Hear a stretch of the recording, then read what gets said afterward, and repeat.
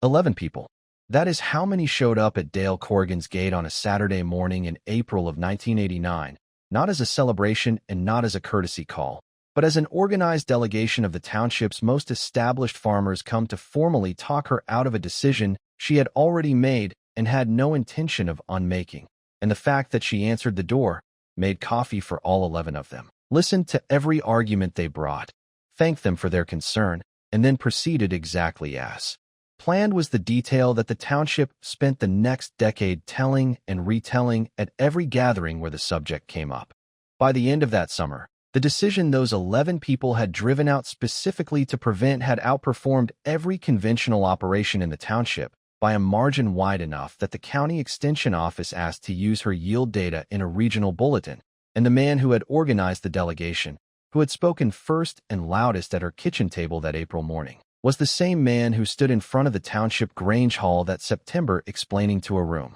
considerably larger than 11 people why his own assumptions about what could and couldn't be grown on that particular soil had been wrong for as long as he could remember being asked the question. Walt Pruitt had farmed in Corrigan Township for 31 years, owned the largest operation in the township by a wide margin, and held the kind of informal authority that comes not from any official title, but from being the person whose opinion on a farming decision functioned, in practice, as the township's default answer. He had organized the April delegation because he genuinely believed Dale Corrigan was about to waste a planting season and a meaningful portion of her family's remaining capital on an approach that had never worked in that soil, in that climate, in that township, in his entire 31 years of watching people try variations of it, and he had been so certain of that assessment that it had not occurred to him, walking up her porch steps with 10 other farmers behind him, that he might be the one who was missing something. None of that had happened yet on the gray March afternoon when Dale Corrigan stood in her kitchen with a soil report spread across the table and a county agricultural bulletin from 2 states over open beside it, working out, line by line, a planting plan that nobody in Corrigan Township had ever successfully executed and that she had quietly decided, after 18 months of reading everything she could find on the subject, was not actually as impossible as the township's collective memory insisted it was. To understand how a delegation of 11 farmers showed up at one woman's door to stop a decision that ended up outperforming all of theirs combined, you have to go back to where the township's certainty about that soil actually came from, and to how little of it had ever been tested against anything other than itself. Corrigan Township sat in a stretch of country where the soil ran heavy and clay-dense through its lower fields, ground that had supported the same rotation of corn and soybeans for 3 generations because that rotation was what the township's founding families had brought with them and what every subsequent farmer had learned from the ones who came before, an inheritance of practice rather than evidence that had calcified, somewhere along the way, into something the township treated as settled fact rather than habit. Walt Pruitt had inherited 410 acres from his father, expanded it to just under 600 over 3 decades, and built, alongside the farming operation itself, an informal reputation as the township's most reliable source of practical agricultural judgment, the man whose opinion got sought before anyone made a significant planting decision and whose disapproval, while it carried no legal or institutional weight whatsoever, carried enough social weight that very few people in the township had ever tested what happened if you ignored it. He did not sit on any board, did not run any business that other farmers depended on, did not control any resource that gave him formal leverage over his neighbors, and that absence of formal power was, in its way, what made his influence so total and so rarely examined, because nobody in Corrigan Township thought of Walt's authority as something that had been granted or could be revoked. They thought of it as simply a fact about how things were, the same way they thought of the clay soil and the rotation everyone planted in it.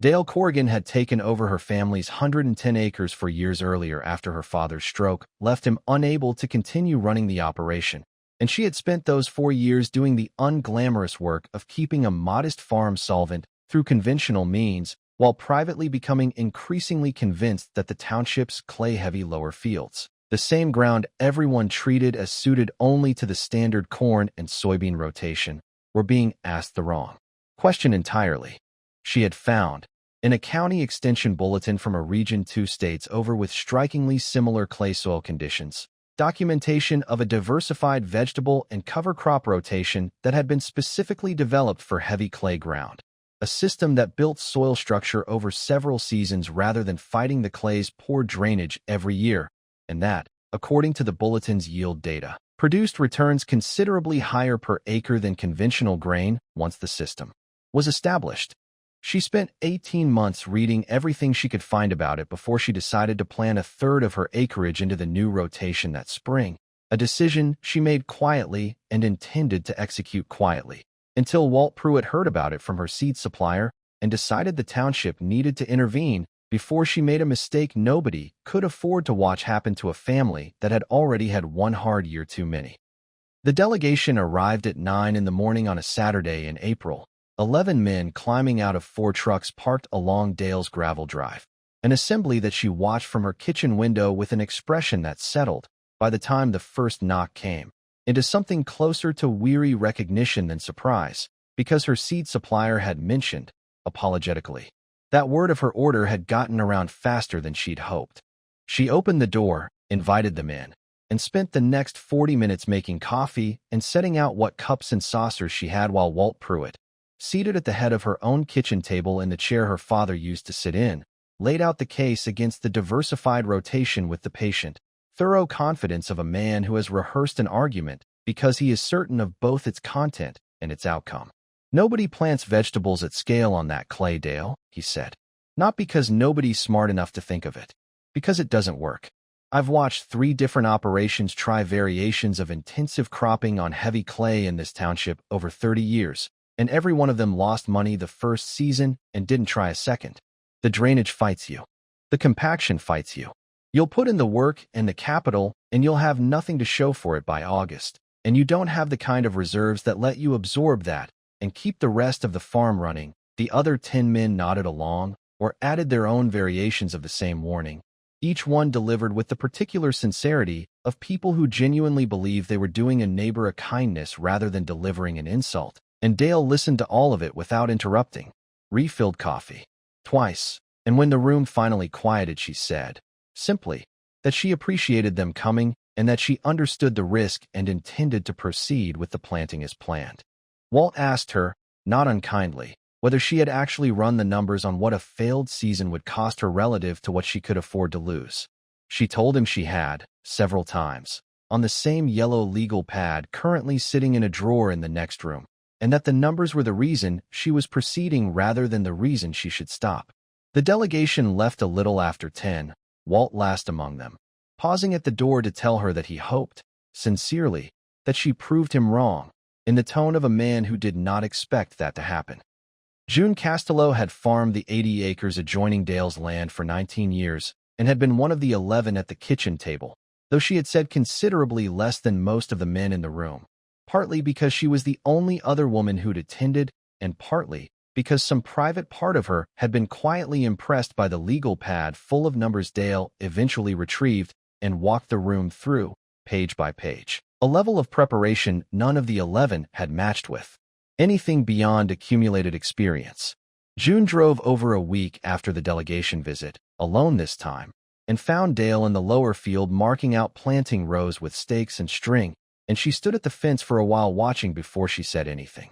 "I wasn't going to say this in front of Walt," June said finally, "but I've read the same bulletin you're working from. Got it from my sister 2 counties over. I never did anything with it because everybody around here already had an opinion before I'd even finished reading it." Dale told her she understood that feeling exactly. June asked whether she could walk the rows with her sometime through the season, not to help exactly, but to see how it actually went. An offer Dale accepted gladly, because in 4 years of running the farm alone, she had developed a fairly accurate sense of how rare it was for anyone in the township to offer to simply watch and learn rather than warn and predict. The 2 of them walked those rows together every 2 or 3 weeks through the spring, June bringing her own observations about drainage and compaction from 19 years on adjoining ground, observations that turned out to be more useful to Dale's planning than anything said at the kitchen table delegation, precisely because June was comparing what she was actually seeing against what she expected rather than against what the township had always assumed.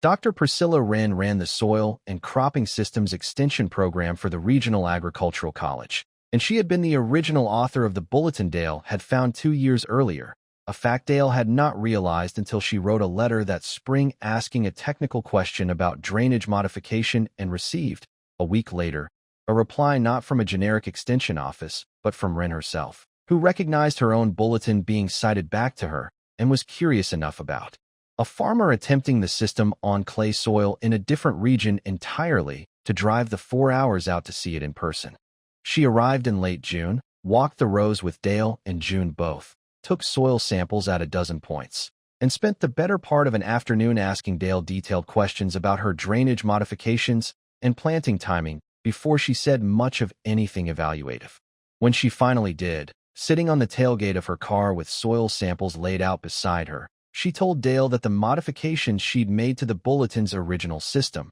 adjustments Dale had worked out herself based on the specific characteristics of her own clay, which ran slightly different in mineral composition than the soil the original bulletin had been developed for, were, in Wren's assessment, actually improvements on her own original design. You've effectively run a parallel research trial without realizing that's what you were doing, Wren said. Your drainage channel spacing is tighter than what I specified, and on soil with your particular clay density, that tighter spacing is going to perform better than my original recommendation. I'd like your permission to document this as a regional variant case study, because what you've built here is genuinely useful data for anyone else farming clay this dense. Dale asked her, plainly, what that meant for the season's actual yield prospects. Wren told her that based on what she was seeing in the soil structure and the crop development at this stage, she expected Dale's diversified acreage to outperform her conventional acreage on a per-dollar return basis by a significant margin that summer,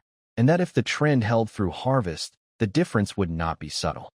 Dale did not share Wren's visit or her preliminary assessment with anyone in the township beyond June, and she continued through the rest of the summer doing exactly what she had told the delegation she intended to do, tending both the conventional acreage and the diversified rotation with the same steady attention, declining to offer updates to anyone who asked beyond a polite acknowledgement that things were proceeding. The township, for its part, mostly let the matter rest after the April delegation failed to change her mind, partly out of the particular embarrassment that sets in when a collective intervention doesn't land the way it was intended to, and partly because Walt Pruitt, having made his case as thoroughly as he knew how, did not see much purpose in repeating himself through the growing season and instead simply assumed, the way he had assumed about every comparable case in his 31 years of watching them, that the outcome would eventually speak for itself in the direction he expected. June continued walking the rows with Dale every few weeks, watching the diversified section develop a visibly different character than the conventional corn and soybean ground around it. Deeper green, denser canopy, soil that held its structure differently after a hard rain than the compacted clay in the neighboring conventional fields. By late July, June had quietly put in an order of her own seed for the following season, a decision she had not yet mentioned to anyone, including Dale, because she wanted to see the full harvest data first before she committed out loud to a position the township might still decide to mock. Walt Pruitt drove past Dale's lower field more frequently through August than he had in any previous summer, the particular habit of a man checking on something he expects to confirm his own judgment and is increasingly unsettled by not yet having confirmed. What he saw, each time, was ground that looked nothing like the failed intensive cropping attempts he'd watched over 30 years, the ones that had gone to weed and compaction by midsummer the way he'd predicted Dale's would. Her rows were clean, the canopy was full, and by the third week of August there were vegetables coming off that acreage in volumes that, when she started selling at the regional farmers market 2 towns over, generated the kind of per-pound returns that made the comparison to conventional grain pricing genuinely uncomfortable for anyone doing the arithmetic.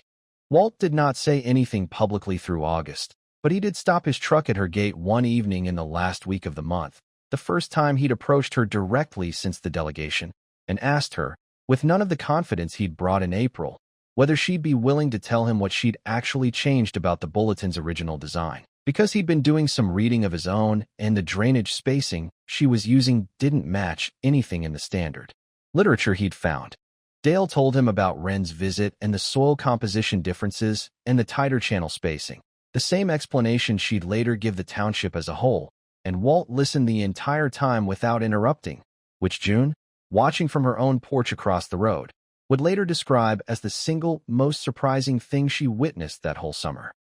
The harvest came in fully by mid-September, and the numbers, once Dale and Wren had finished compiling them for the case study Wren was preparing, were stark enough that the county extension office asked permission to feature the data in their regional bulletin. The diversified acreage had produced a net return per acre nearly 3 times that of the conventional grain rotation on the same farm in the same season, with soil structure improvements that Wren's testing showed would compound further in subsequent years as the system matured. The Township Grange Hall meeting in September was not formally convened to discuss Dale's harvest specifically, but word had spread enough by then that attendance ran considerably higher than the hall's usual gatherings, and when the agenda reached its open discussion period, Walt Pruitt stood up before anyone else could, which surprised the room more than what he actually said. He told them that he had spent 31 years assuming that what hadn't worked for 3 previous attempts in this township couldn't work, full stop, and that he had walked up Dale Corrigan's porch steps in April with 10 other men because he had been certain enough of that assumption to organize a delegation around it, and that the certainty had been wrong in a way that should have been checked against actual current data rather than memory of 3 old failures, none of which, he now understood after talking with Dale and reading Wren's case study, had been planted on properly modified drainage in the first place. He did not frame it as an apology exactly, but the room understood it as one, and nobody who had been at that kitchen table in April brought the subject up to Dale again in quite the same tone they'd used before September. The lesson Corrigan Township eventually settled into over the following seasons was not comfortable for a community that had spent 3 generations trusting accumulated practice over fresh evidence, but it took root anyway, slowly, the way most real changes in a small farming township do. June Castello planted her own diversified acreage the following spring, the seed order she'd placed quietly in July finally becoming visible to everyone, and 2 more farms followed within 3 years, each one working from Wren's case study and the modified drainage specifications Dale had worked out through trial rather than from the original bulletin alone. Walt Pruitt did not convert his own larger operation to the diversified system, because at his age and acreage the capital and labor reorganization required didn't make sense for the years he had left in active farming, but he became, in a quieter and more useful way than his old role as the township's default authority, the person who told newer farmers to go talk to Dale Corrigan before they assumed they already knew what would and wouldn't grow on the township's clay. Dale herself never made much of the reversal, continuing to run both her conventional and diversified acreage with the same steady, unhurried attention she'd brought to the whole project from the beginning, declining most invitations to discuss the famous April delegation beyond a brief, factual account when someone asked directly what had actually happened, stripped of everything except the plain sequence of events, was simple enough that it didn't require much embellishment. 11 people had been so certain of an assumption that none of them had personally tested in years that they organized a formal intervention to stop someone from testing it properly, and the woman they tried to stop made them coffee, listened to the entire case, and then went and got the data that none of their 30 collective years of farming had ever actually produced. If this story landed for you, hit like before you go, because it genuinely helps more people find it. Share it with someone who has ever had a room full of people tell them their plan wouldn't work without any of them actually checking. Subscribe if you want more stories like this one, because there is a new one every week. And down in the comments, tell us about a time an entire group of people was certain you were wrong, and you turn out to be right. We read every single one.